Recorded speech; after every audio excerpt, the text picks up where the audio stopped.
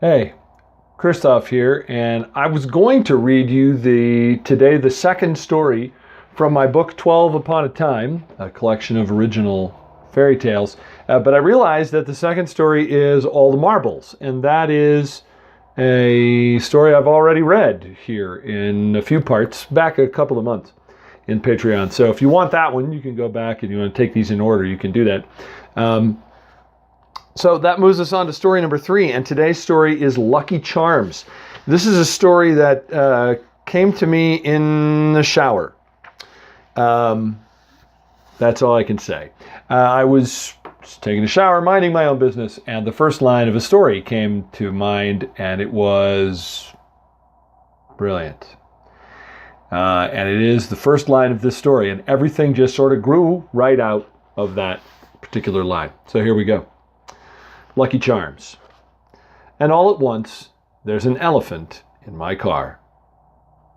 Oh, sure, it's not a very big elephant. Maybe, I don't know, multiply a St. Bernard by 2.5 and delete the fur.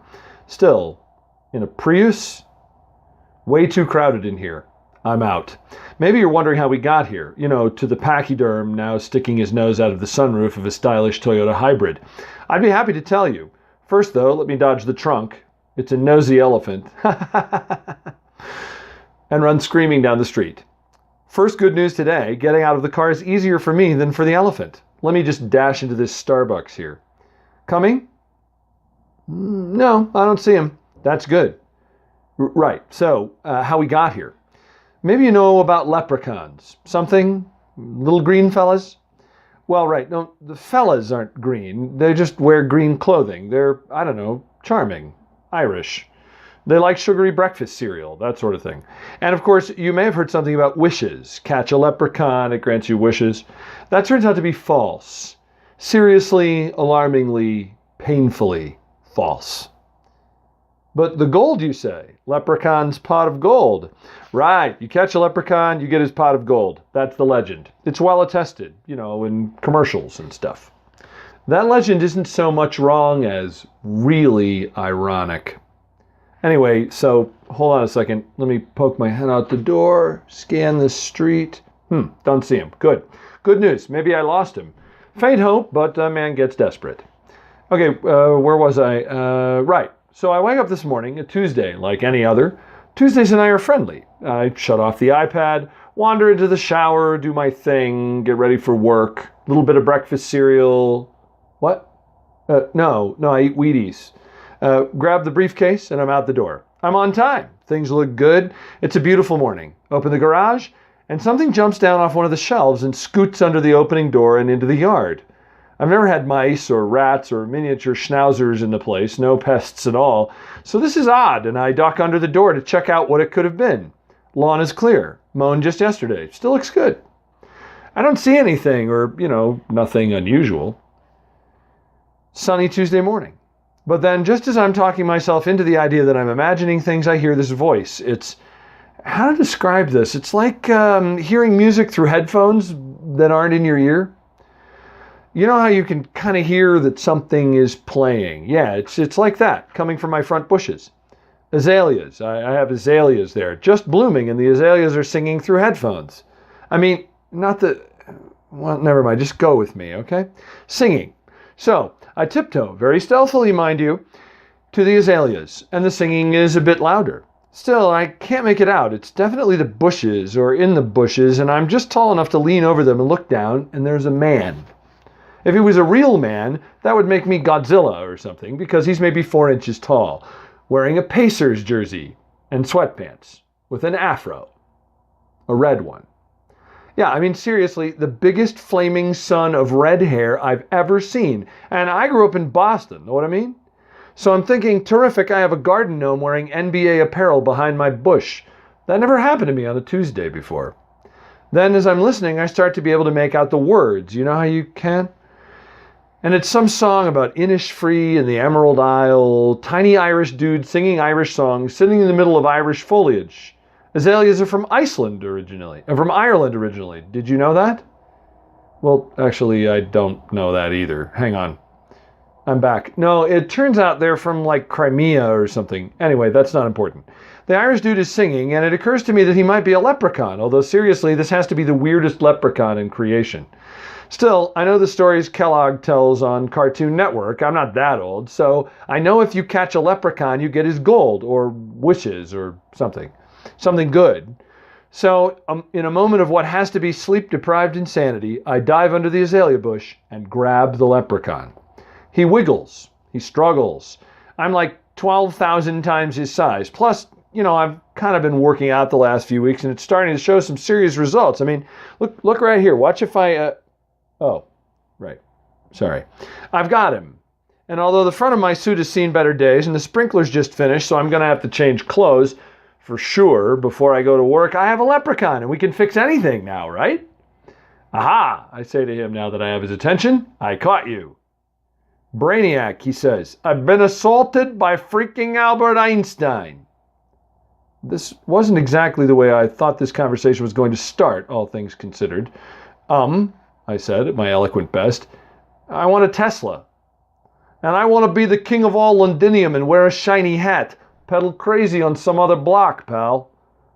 I'm a little confused by this, despite my admiration for the Firefly reference. Aren't you a leprechaun, I say? What of it, he says.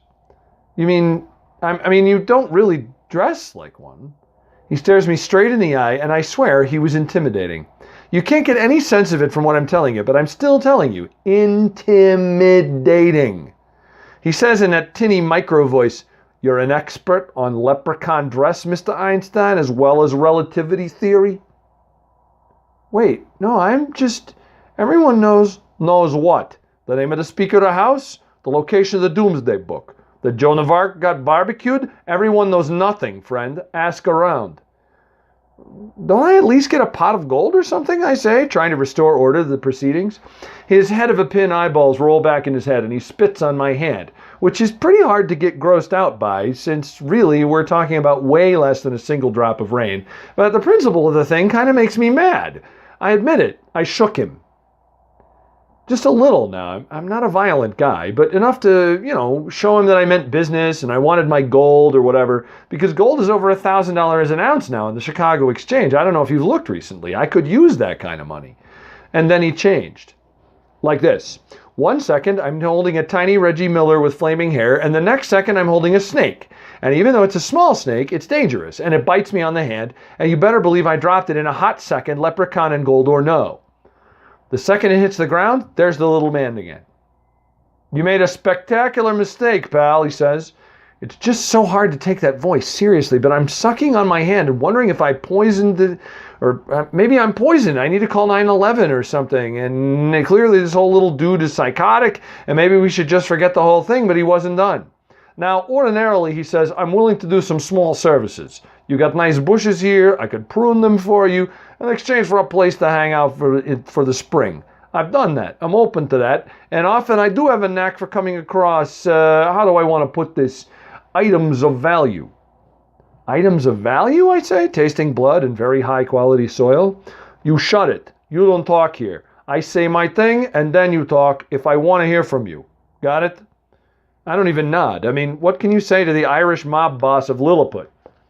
Items of value. For instance, he says, and waves his minuscule hand over the ground, and I'll be Franklin Delano Roosevelt if a coin doesn't come sprouting up like it was planted and filmed with one of those time-lapse cameras and tips over gently to lie flat on the ground.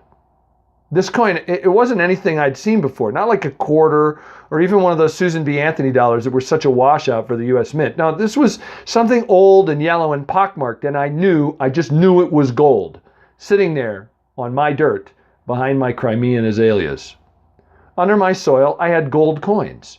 This was my first thought, and it made the pain in my hand go far away where I didn't even notice it at all. My second thought was more like, no, don't do that, because the little dude waves his hand again and the coin sinks back into the ground. I don't find things like that for you, my very unfortunate friend, because you saw fit to abuse my poison. This is a thing which we, as leprechauns, take very ill. Wait, where did that come from? I say, frantic, scrabbling in the dirt. He sniffs at me like I'm disgusting. There were people here before the NFL, There was some trading site, a few hundred years back. But fella, you are getting off the point here. You molested me. I'm sorry, I say. I was upset. I haven't had my coffee. Excuses. Weak ones. But that don't matter now because now you're going to pay for the assault on my charming self. Pay? There's gold under the bush here. You can have that. Gold. Sheesh. Do I look like I need gold? He says.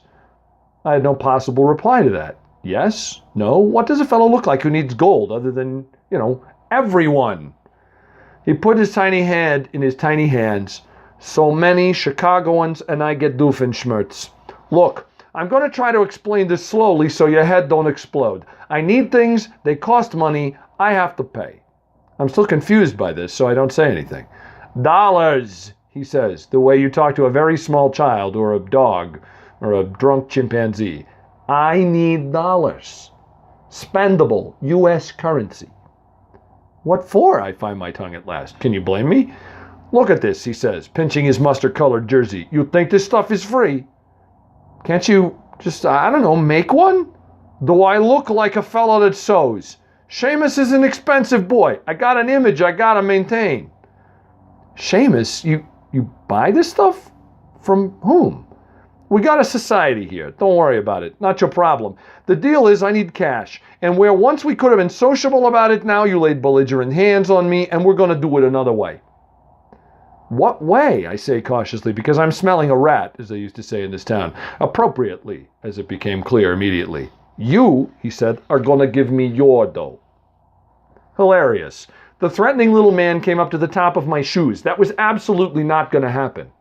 Simplest thing to do was to punt the leprechaun's mini Irish buns over the azaleas and into the Petersons' yard. Let him deal with Daisy, their setter, currently watering their dogwood tree. Hey, she's Irish too. It would be a good fit. I cocked back my leg and he turned into a warthog. At least, some kind of pork. Not like Wilbur either, but a hairy, tusked thing that even though it was a little small, snarled unpleasantly and made me think twice. I put my leg down. He reappeared, looking displeased. Well, he always looks displeased. Angry, furious, in a cold, dangerous sort of way. So much for the Irish temper. This guy was more like the Terminator. Don't do that again, he said, or this will get ugly very fast. I wasn't aware that leprechauns could change form. The number of things you aren't aware of is kind of a problem, it seems to me. What, you're going to change into a bear and eat me, I said, thinking about these animals and suspecting something.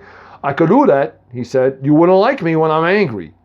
I bent down to test this, and he turned into a bear. But I was right. Not a full-grown bear, a bearling. What do you call it? A cub. It wasn't any taller than my waist. I felt a surge of pride, having worked this out and having been proven correct. Then the cub swatted my briefcase across the street and roared at me, and I realized all of a sudden that small versions of things can still kill you if you're close enough to them. I back off in the general direction of the car. The man reappears, and I think the general look this time is smug. You're just a kid, I said, pointing my accusing finger. You're not a full leprechaun, are you? He spreads his hand and says, You got me, Sherlock. It ain't going to help you much, though, because I'm still emptying your account. I'd rather eat horse dung. Not an acceptable substitute, he says, and changes into something low and menacing with claws. I'm not ashamed to admit I booked it out of there, got in my car, and backed out, hoping I'd squash him. No such luck. As I back out, a kangaroo jumps onto my windshield. Not the big one, the other one, the one that hangs out in the pocket, the Johnny. What? Oh, Joey! Yeah, right. I knew it was something like that. Anyhow, I go screaming out of the driveway, and the Joey, thank you, slides off the hood in a scramble of claws, and there went a few hundred for a new paint job right there, and I hit the gas forward, and this golden black spotted streak comes tearing across my lawn, and it's a cheetah, and those things are fast. I don't care if they're juveniles, but they don't last long, stamina-wise, and even if they did, I'm in an armored vehicle, relatively speaking, so I get some more scratches on the paint, but that's already a loss, and so I get out and head into the city, where there's no way he's coming in as an exotic beast. Know what I'm saying? Listen to me. I sound like him. I'm driving along and I hit rush hour. It's that time of morning, and I look up just in time to see a huge bird dropping plop in the middle of my sunroof. There's a shape up there circling around, and it's him. I know he is. But I'm about to dump off the 290 onto Lower Wacker, which is underground. Ha ha ha, let him deal with that. I get onto Whacker, hiding in the dark, so to speak, and there's no way he's going to find the other end of it before I get to it, not in the spaghetti of the Chicago downtown. So I make it out, and sure enough, nobody there. Thank heaven. I find a little Dunkin' Donuts and go get my coffee and breathe some. The whole situation is insane, but maybe I can think of a way to get it under control. My suit's mostly dry now, and brushing it off makes it look like I was just mugged or something. That happens a lot in this town. So I can go to work at last and restore some semblance of order to my life. By noon, things are going okay at work, and the whispering has died down some, and I can go get lunch. Down to the car, out onto the streets, find a car wash and get the poop off the car, and by the time I'm to Mimi's Diner, I'm feeling almost normal, and then I come out of the car, get in, put my wallet and my phone on the seat, and the elephant appears in the back. This is where you came in, I believe. So now I'm hiding out in Starbucks, fending off quizzical friendlies and glancing out the window. I don't see anything, but then, would I? Finally, though, I'm thinking this is stupid. If he kills me, he gets nothing. If it's expensive, hey, at least I have my life back. What I have in the bank isn't worth this, and if I have to, I can probably take him if I'm prepared to lose, I don't know, a finger or something. Out the door. I'll tell my grandkids I strode out like Alexander, but the truth is, I'm sneaking out quiet-like in the hope that nobody sees me. I get 2 steps out the door and wham! I'm face down on the pavement with something chittering on top of me. Craning my neck around, I can see it. It's vaguely man-like and hairy and has a tail, so it's a monkey. A smallish but surprisingly dense one. It bends down to screech in my ear, and that's just what I want, because I grab hold of its scrawny neck and haul it off my back and hold it, dangling there in the air in front of me. He glares at me. I give him my grade A Boston Back Bay snarl. Somewhere in the distance, it's like a bell rings. Ding! And it's on. Oh, I had a bell. I'm missing. And it's on. And a voice says, "Oh, wow, what an adorable monkey." There's a lot of noise in Chicago. Cars, sirens, people discussing the Bears. But on any city street, I don't care if it's New York or New Delhi, when a beautiful woman admires your monkey, you hear that loud and clear. And this woman was beautiful the way the Blackhawks winning 25 in a row is beautiful.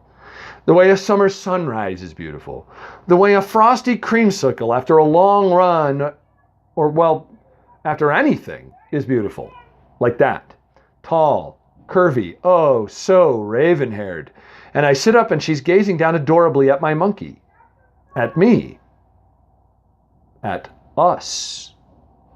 So, not being as dumb as the leprechaun thinks, I pull his simian body close, and without for 1 second taking my eyes off the loveliness standing above me, or wiping the very silly but hopefully endearing grin off my face, I whisper very softly, "I'll split with you everything I have, now and forever. Food, money, and you name it. Just don't stop being a monkey." And his eyes meet mine for a split second, and a man knows a good deal when he hears one, even a tiny, flame-haired Irish Pacer fan. And he nods. And I nod. My name is Derek Charybdis. I live in the suburbs of Chicago with a part-time monkey to whom I must feed bundles of cash on a regular basis. On the other hand, I also live with a splendid brunette named Karen. And there are other compensations as well, like my growing collection of gold coins from the early American frontier. You'd like it. Come visit sometime. And that, ladies and gentlemen, is my gangster Irish leprechaun tale, Lucky Charms. Next time, a story called Drums in the Dark. Thanks. See you then.